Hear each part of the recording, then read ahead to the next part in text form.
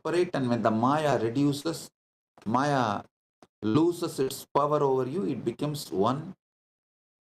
Various Shuddha describes the relationship in a different way.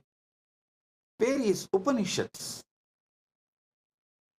Shastras describe the relationship in a different ways, but all of them agree. Jiva manifested from Ishvara. So understand, Ishvara is infinite. How can anything finite manifest from infinite? No. That is why the first verse of the first Upanishad, Ishavasya Upanishad, starts with Purnamata Purnamidam Purnat Purnamudachyate Purnasya Purnamadaya Purnamevavasishyate. This is a Shanti mantra of Ishavasya Upanishad. From Purna comes out the Purna, and Purna exists as Purna even after the Purna came out of Purna. So how can finite come out of infinite? No.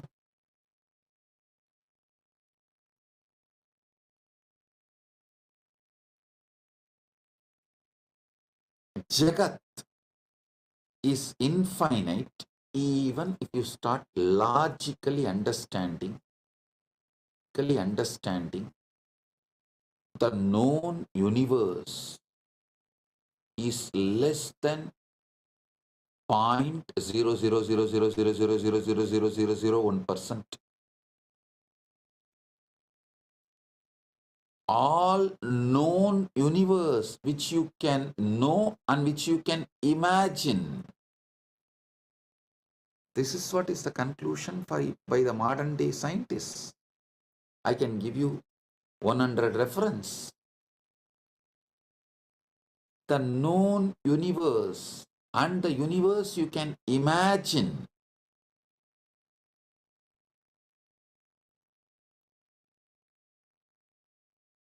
Even with your quantum physics theories of parallel universes, multiverses, with all of these theories, whatever you can perceive or imagine, all of it put together is less than 0.000000001%. Anoraniyan magato mahiyan jivas sada shakti madasayeva nityam vatto muktaiva pratitaha swatmanam nyatva shivatam rachet. Jiva is subtler than the Atman atom, greater than the great, ever the embodiment of Shakti. Through it appears, though it appears to be eternally bound, by ignorance it is liberated, knowing its true self, which is Akshaya. Akshaya, which is its Shivahood. The Sarvanyanotra Akamas, Mokshapada, 5th canto, 7th verse. It says, knowing that it's Shivahood, Shivadam, Nyatva Shivadam Vrajet. Knowing its Akshayatva, infinite, knowing itself as infinite, it is liberated. Listen.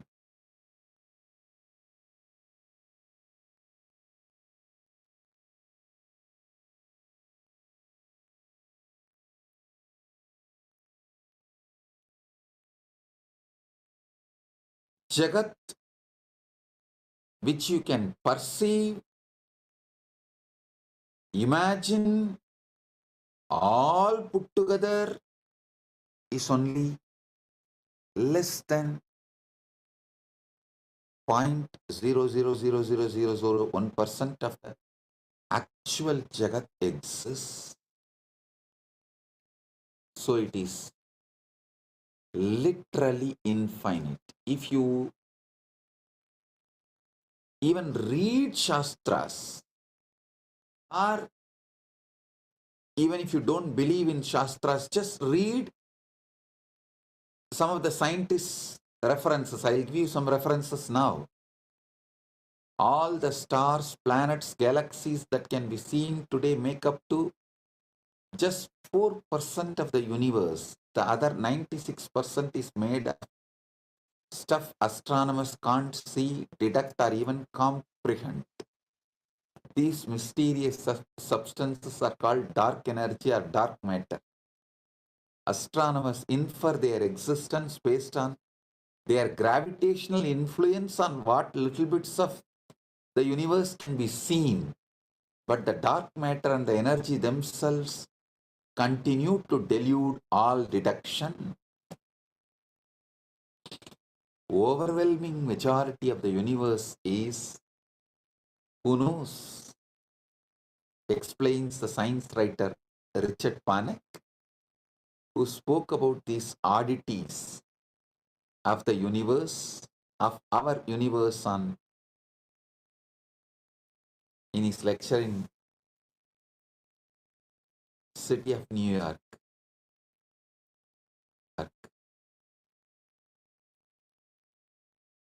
It's unknown for now and possibly forever. That is what is scientists are repeatedly saying. You can just Google and see how big the universe, how big is the universe, and you can, even if you don't believe the Shastras, read what scientists are saying about the universe. It is infinite. Jagat is infinite.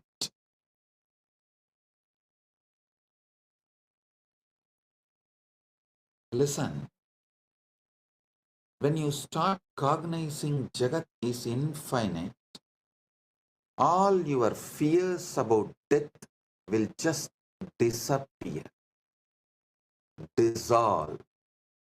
It will become irrelevant.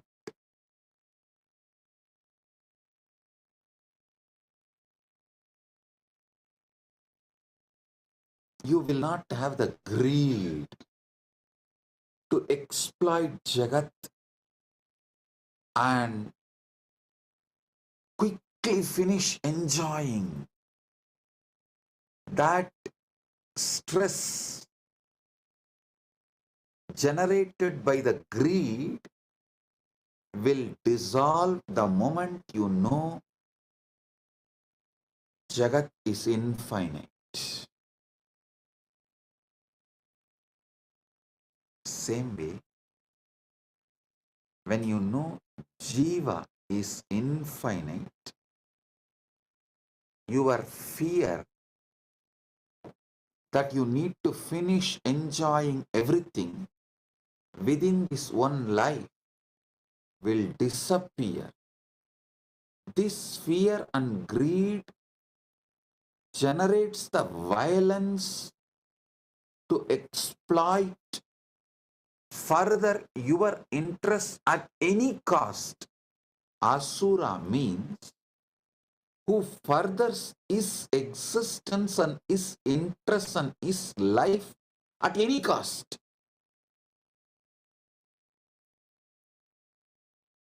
You become Asura when you believe your Jiva is finite.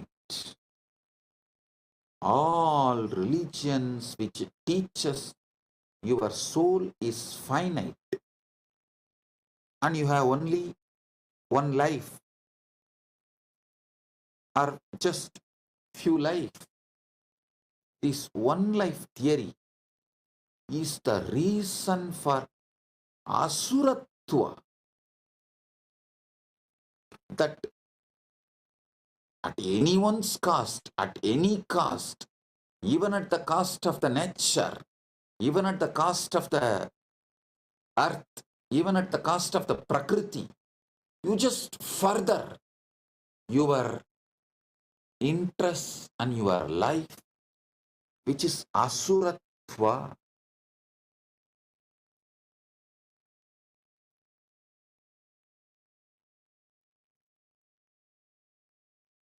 The terrorism, militant missionaries and missionary militants, both conversion and terrorism, both is established on the concept of soul is finite and the life is only one, or just few hundred years. This one life theory, which is delusion and false, not Paramasatya, not even Satya in the Vyavaharika level. Forget about the Paramarthika. Even in the Vyavaharika level, it's not Satya. That one life theory forces human beings to further their interests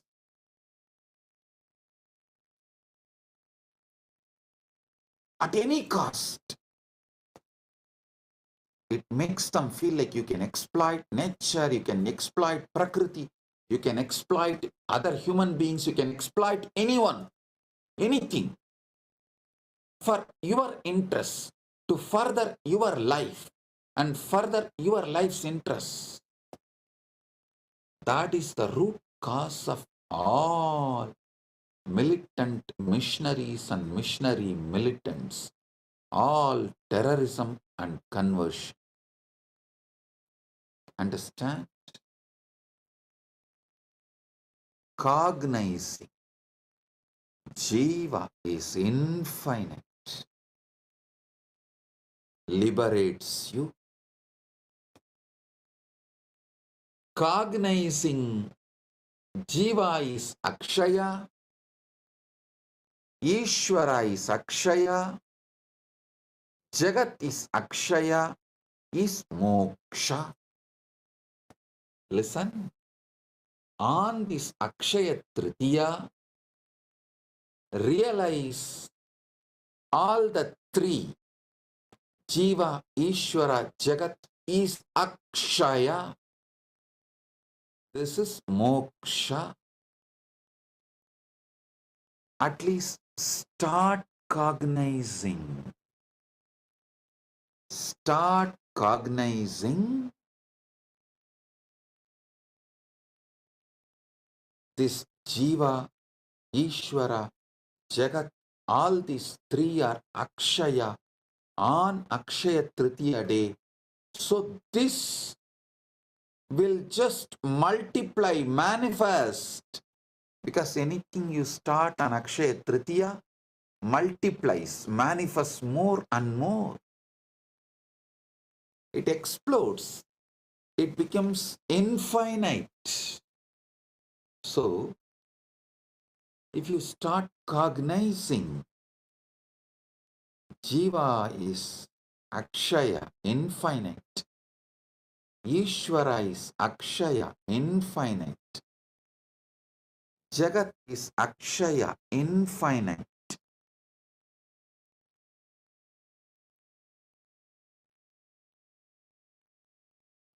This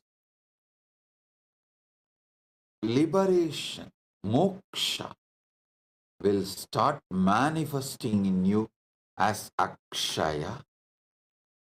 This is Paramashiva's direct message from Kailasa on Akshaya Tritiya.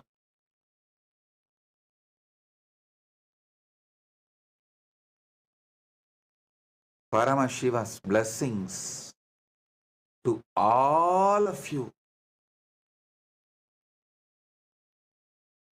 to realize Jiva is Akshaya, Jagat is Akshaya, Ishvara is Akshaya, and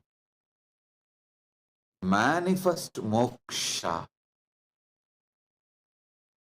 on this auspicious Akshaya Tritiya day.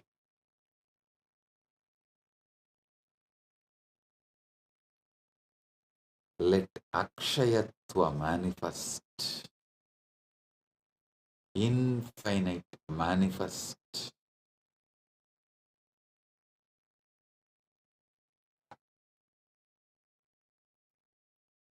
Mana eva manushyanam karanam bandha mokshayoho. Amrita Bindu Upanishad says, mind alone is the cause of bondage and liberation for humans. The mind which cognizes Jiva, Ishvara, Jagat is finite is the reason for bondage. The mind which decides to cognize Jiva, Ishvara, Jagat is infinite is the reason for liberation. So understand, Mana eva manushyanam karanam bandha mokshayo. Mind alone is the cause of bondage and liberation for human beings.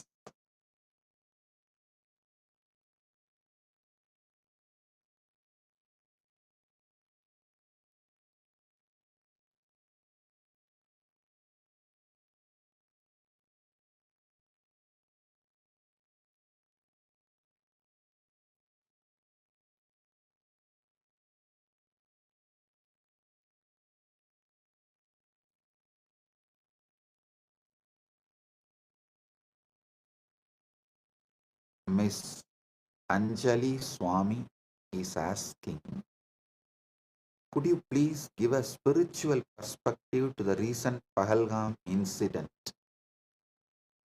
in Kashmir where so many innocent Hindus lost their lives?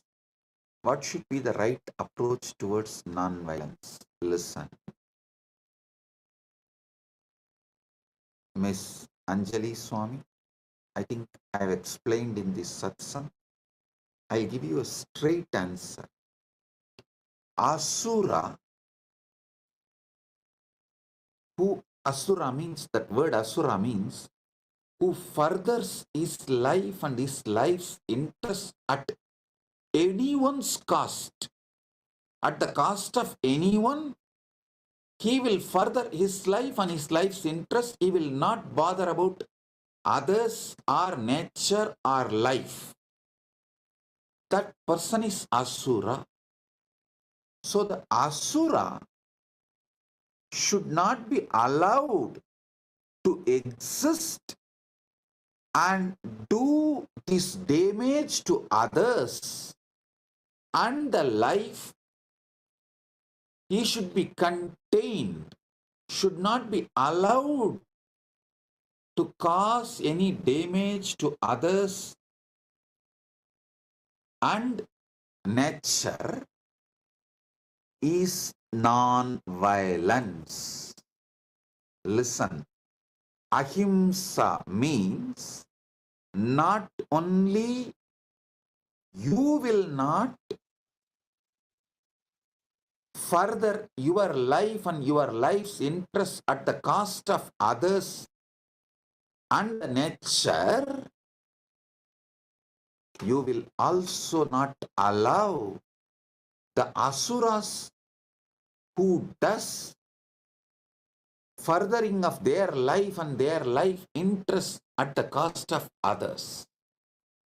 That is the real non-violence. The paramo, what our Shastras say, ahimsa paramo dharmaha. The parama dharma of ahimsa is for Brahmana. The swadharma ahimsa is he should not further his life and his interests at the cost of others' life and others' interests, and he should continue to teach this. Is the Brahmana Swadharma. A Kshatriya should execute this. That is Kshatriya Swadharma. Vaishya and Sudras should support this. That is their Swadharma. And this is what is ahimsa paramo dharmaha. Miss Anjali Swami.